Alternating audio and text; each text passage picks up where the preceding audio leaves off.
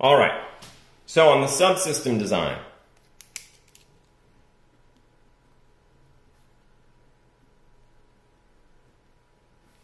subsystem for the processing system, and I call this system, let's call it block. What are we going to need? The first thing we need is some way to accept this VGA input, right? So we're going to have a VGA read.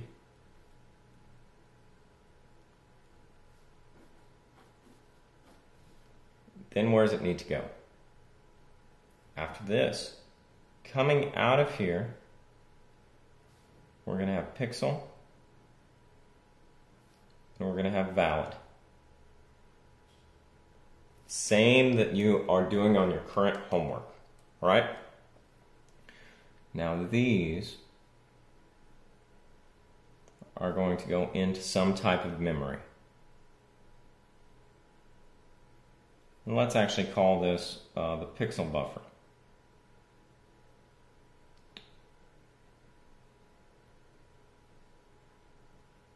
So this is going to go into the memory, the pixel buffer. Coming out of that pixel buffer, what we want to have are the pixels that we need to work with. Okay? So somehow inside this memory buffer, it's going to take care of all the stuff, and it's just going to present us with frame 0 pixel, frame 1 pixel,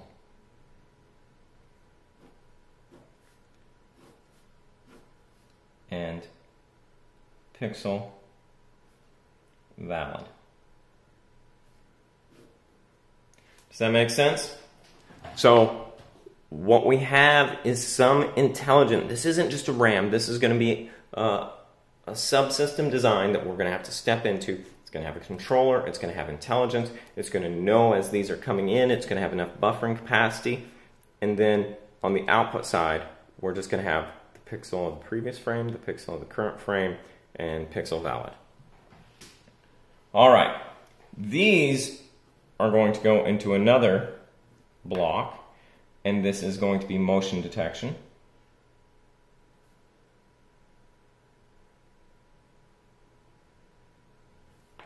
And then the motion detection output is going to go out with a pixel and with a valid. And we're going to write this into a FIFO just to have a little bit of buffering, because what happens, especially if the motion detection algorithm takes a little bit of time, you could get kind of an accordion effect where the pixels are getting burst in during the valid pixel time.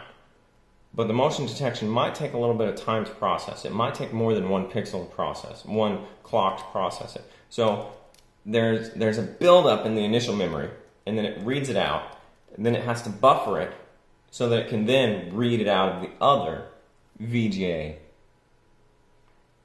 the VGA write. Sorry, I'm getting to the edge of the paper.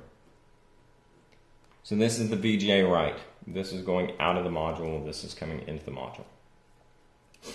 So this FIFO is just a buffer in order to take care of that accordion effect as you get a burst of pixels coming in, and then motion detection is going to be kind of a bottleneck where it's going to actually slow them down. But then we've got the VSync time, which is a very large time, and the HSync time where it's resetting. And so as those two things happen, the motion detection can catch up. So we have to have the FIFO as kind of just a accordion correction so that when this VGA write comes into effect, it can smoothly flow out data. So the VGA write, it's not going to start to output data until the FIFO is full enough that it knows it can smoothly run without interruptions. Because once you start writing the video out, you never stop. You got to just keep going. Okay, does that make sense? So now let's talk about a little bit of what's going to go into these subsystems. Excuse me. All right, so now let's look at the memory buffer for just a little bit. The pixel buffer.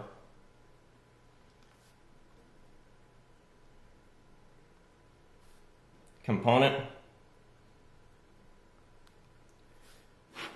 So in the pixel buffer, this is where we need to buffer this complete frame. But the complete frame is actually a combination of the previous frame and the current frame, depending on where we're at. So it is represented by these arrows. Those are the pixels that need to be in there. We can do this in one of two ways. We can do this as a FIFO, or we can do this as a RAM that we're actually going to control. Now, if you do this as a RAM, you can just go to the simulation and synthesis document, the one that I put up online, and it gives the Verilog code verbatim for a RAM. So let's go ahead and just do this as a RAM. So we're going to have a RAM. We need a controller. The controller is going to load the RAM and keep the pointers going forward because there's two pixel outputs. So what type of RAM do we need? Let's do a dual port RAM. One of the outputs can be pixel 0, and one of the outputs can be pixel 1. The controller is going to give the valid. The controller is also going to give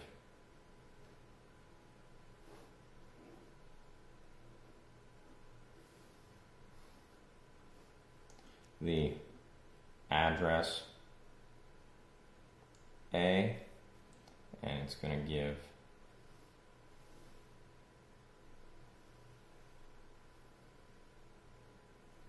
address B. Then the valid signal is going to come into both the dual port RAM as a write enable. So that's this valid. It's going to pass into here. It's going to go to the dual port RAM on the write enable. Enable. And then we're also going to have the pixel. But the valid also needs to go to the controller.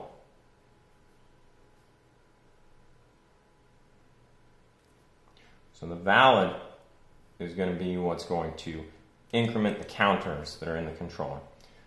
The controller needs to be done in an ASM. The ASM needs to start off in an initial state. Initial thing that it's going to do is load the RAM. Once the RAM is completely full, it's then going to set the valid output flag. Let's call this valid out. So we have individual names. Let's call this pixel in, valid in. Okay, so the ASM, we've spent months and months and months on ASM, so I'm not going to go into that again, but think of what it's going to do. The first thing, it's going to have to load a complete frame into the RAM. Once that frame is loaded, then when the next frame starts coming in, it will output the address of the two at the same time. So it will have to load one value in, and then the next clock it can start to output both of these. Okay, does that make sense? All right, so now let's look at the actual motion detection system. So that's all the RAM is going to do. Okay, so motion detection.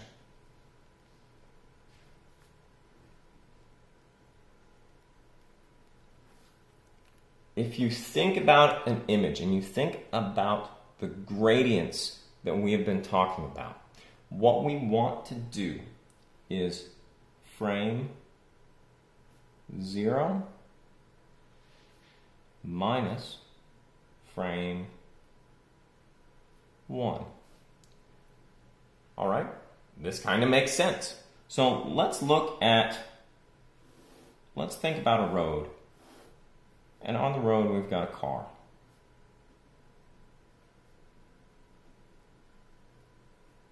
I'm a wonderful artist. So this is frame 0. And this is going to be frame 1. And the car is going to be traveling in this direction. And so in the next frame, it's moved forward to here.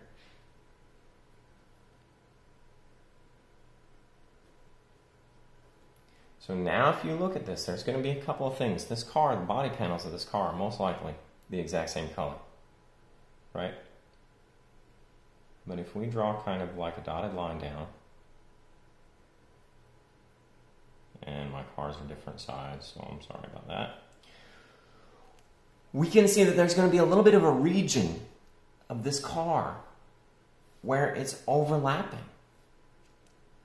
But there's a region of this car where it was and it's no longer. And there's a region of this car where it was not and it now is. So when we take the difference, what it's going to do, it's going to give us a spike. And I'm just going to assume that it's going to be a positive spike. So this is the difference. This stuff is all going to zero out because it's the exact same. Does that make sense? Then when the car is in motion, this part of the car and this part of the car, it's either going to be, say, a white background and a black car. Let's take that for instance. And so we're going to have a very stark contrast. But then during this middle region, it's just going to be some noise. But it's not going to be as much because there's going to be some difference. But we're still looking, the majority is still the body panel that is still going to be here. Does that make sense? And then at the very end, the other end of it, where this background and now this car, we're going to have a spike going in the opposite direction. So the first thing that we want to do is take the difference.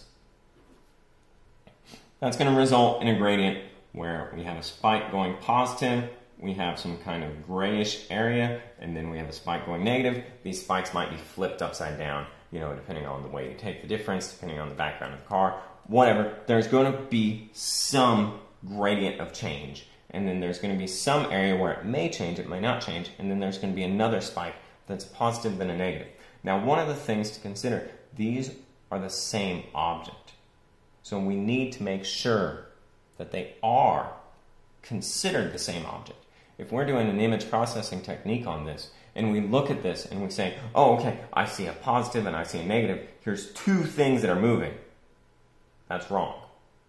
But you can make your image processing system to say, I see the beginning, I see the end. This is the length of my car. Or you can make an image processing system where you blur it. You apply a Gaussian mask. And in that, you would actually smear this together. And if you apply a Gaussian mask to it, that would kind of smooth this together like this, and it would also you'd also want to take the absolute value in this case.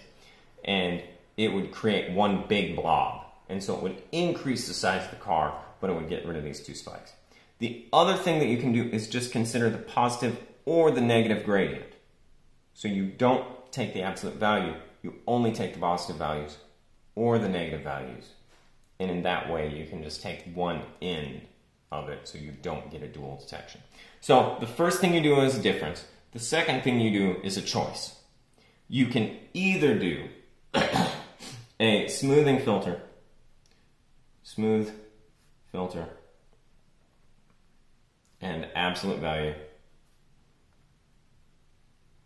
to generate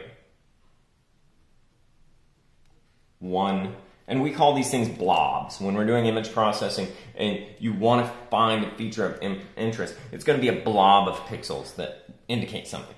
So to generate one blob. Okay, so this is 2, let's call it 2A.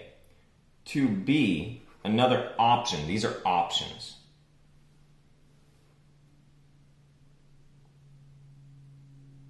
The other option is that you look at the positive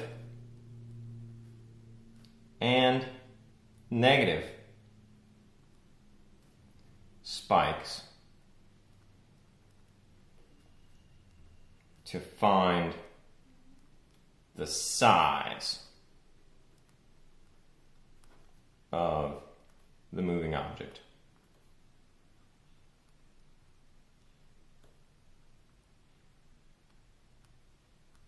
And then the third option is to look at only the positive or negative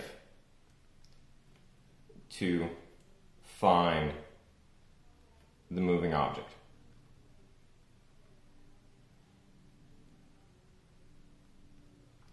Alright, so this is all that I had for lecture today. So spend the rest of class time, if there's any left, just going over the homework, looking at any questions that you might have on the homework, and spend the rest of class time discussing the next homework. And then on Monday, hopefully I will be back in the classroom. I'm sorry that I've been out so much this week, but that's life. All right.